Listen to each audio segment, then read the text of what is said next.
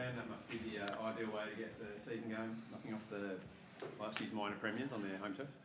Yeah, I mean they're a good side. I thought that it was a tough game. The whole game, my heart rate wouldn't go down at all for the whole game. So I thought the players did a fantastic job of handling the pressure of the game, and they got right on top around most of the third quarter, and we sort of held them off enough, and then to come home well, I thought showed a bit of resilience, which was important tonight.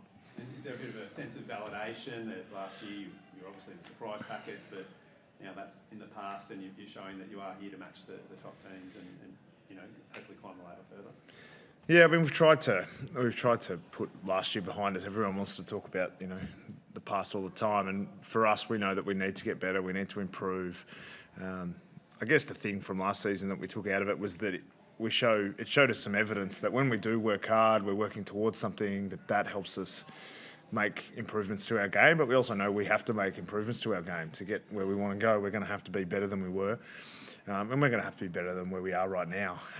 There's some really good performances tonight. I thought the team handled the pressure of the game and the consistency of the pressure of the game. I don't think it dropped. The game looked intense the whole time, and I think the fact that we handled that was a little bit of validation there. And a pretty obvious way that you can improve this year is with Will Day back in the side, fit and firing. What did you make of his performance overall, and especially that first half before I guess he had that shutdown role on him? Yeah, I mean, I was really pleased. I'm really pleased with Daisy. Obviously, his best is fantastic. I think the thing that I loved about his game was his last quarter. Maybe I don't know statistically if it looked good, but he was really important in some key moments of the game.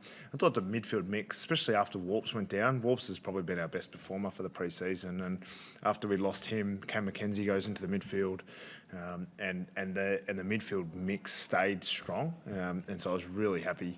I thought David Hale did a really good job. And those midfielders to be able to perform consistently well after losing Warps and after they obviously made some changes with Jordan going to Daisy. I thought the performance of the collective midfield was pretty good. Obviously on Warps, can you give an update on how he is? All I know at this stage is ankle, and I said, is it one of those okay in a couple of days or one of those 6 weekers? And he goes, I'll be right. So he's always going to say that. I got no idea. So he obviously hurt his ankle, but what type of injury it is, I'm not sure just yet. Can you elaborate a bit more on what happened? Did he get caught under tackle? I actually am not sure. I'm not sure. There was a moment where he looked like he was going to pop out a stoppage, and he ended up on the ground and then limped off after that. So I haven't seen the mechanism or whatever. I let the medical guys handle that, and obviously we'll spend the night here. We'll do a bit of a review tomorrow, and he'll be a bit sore and sorry, like most of them are, and we'll start the recovery process, and hopefully he'll be back. Whether that's this week or not, he could play this week or he could be out for a fair while. I actually don't have an update yet. There are some reports that it's a syndesmosis, or fears that it's a syndesmosis injury. Is that your understanding, or are you? I'm not the type that tells you.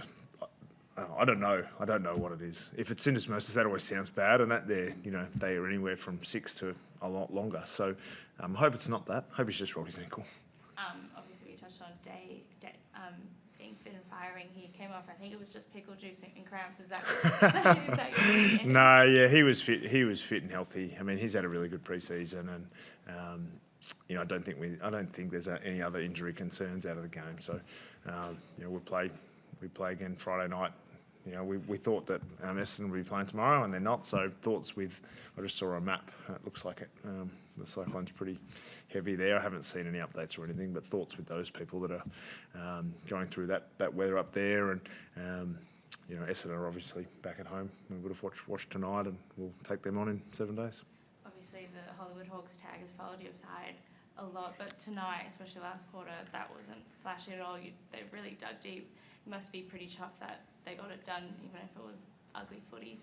Yeah, I mean we don't use that tag. I think we knew when you play Sydney, you know what you're going to get. You're going to get a really contested game. They're very good in the contest. They're very good offensively. They've got some serious potent threats in their game. And when it started to get a little bit wet, I thought they handled that better early, particularly in the third. And then once we were able to consolidate the way that we needed to play, I thought the last quarter just showed great character. Was it a soup? I don't think many people are going to be sitting down and watching the last quarter again for the skill, for the toughness and the key moments of the game. It's really important when you play good sides, you need to handle big moments. And I thought that the players did a great job. I thought there was a lot of just small moments that we handled really well. And I was really pleased with the players' performance. Thought they they did a great job to win up here. Is going to be really tough, I think, throughout this season.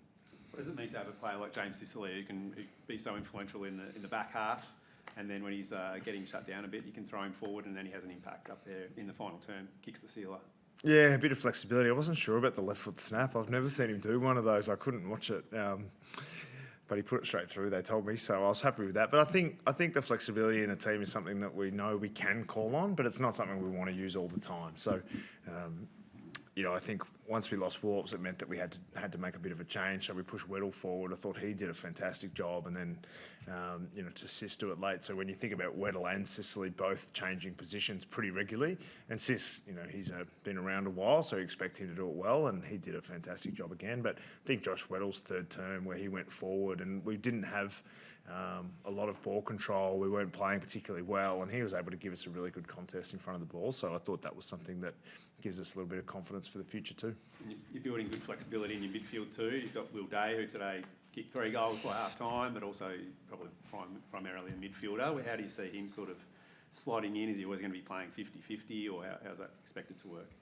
I'm not sure at this stage. I mean, we're probably our forward line is a little bit of a work in progress still. Without Mitch Lewis and Kelshadir, I think they're pretty important parts of our future, and we would love to play another big key tall forward at some stage throughout the year. I think Marbs did a really good job of contesting in front of the ball, and so did Blake Hardwick, and even some of our smalls. I know the stat sheet might not look great for some of those guys, but the way that they were able to compete and lock the ball in our front half against a team that are notoriously hard to do that against, I was really pleased with the way the forward line functioned. 2 new faces in defence tonight. Must be happy to have those 2 on the tools for you. Yeah, I mean, Josh Battle, I think he's a fantastic performer. He's got a great work rate, and I think he just looked comfortable. He looked like he's good in brown and gold. I thought the way that he just played like he'd been playing with us for a long time, and I think Big TV, he was. He won a lot of key contests, and even the contests he lost were really tough ones to win. I thought he just got better and better as the game went on, and late I thought he looked a bit tired, and then he just managed to find a way to take a couple of intercept marks that were really important in that last few minutes. So pretty good first game in the brown and gold for those boys. Can you talk us through the decision to have Josh Battle lining up on Tom Papley for quite a bit of the evening? He just thought he was the best matchup for him, yeah. So he made that call, or? Cade Simpson sort of is the backline coach, and very much trust him to know what gets done. And I think the thing with Josh Battle is he can play on Papley or he can play on a tall as well. So he gives us a bit of flexibility, and we know Papley's very, very hard man to stop. He looked really potent at different stages in the game, and we knew we were going to have to put a bit of extra attention onto him. And I thought Cade said that he was the best matchup for him, but he's also probably the best matchup for Heaney as well. So there was some challenges in the back line, and I think in the early part of the game, I think they'd gone inside 50 only 5 or 6 times, but they'd kicked. It was 5 goals, but then 1 got taken off, so it was 4 goals 1 for a touch. But they were really potent early, so I thought the back line, the way they kicked into gear after that, I thought they were really good. Have you got a Sicily policy, or is it just you read it as it goes? A Sicily policy. Well, how you deploy him. Like, is there some sort of guiding principle? I have never thought of it like that. I think that. So we looked at half time. We knew Warps was out of the game, and we thought Wed's going forward with a bit of work rate. He's going to cover the ground. He's going to give you a contest. Bit unpredictable, Wed's in the way he plays in a good way. So we thought that was the best option. And then at 3/4 time, we knew. I thought Sis was getting sat on by that point, and then when he goes forward, he generally has a bit of an impact, and that was the call that was made by the coaches. So I thought they handled that situation, but I wouldn't say we have a premeditated policy on Sis. We sort of just pick the team that we think will win the moment. Thanks, guys.